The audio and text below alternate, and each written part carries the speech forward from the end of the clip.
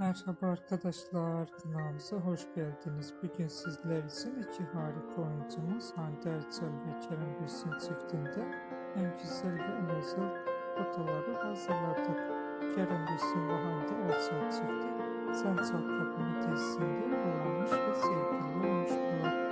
Ve yakın zamanlarda yollarını ayırdılar. Biz de sizler için Hande Erçel ve Kerem Bürsin fanları için onların en güzel ve en özel karelerini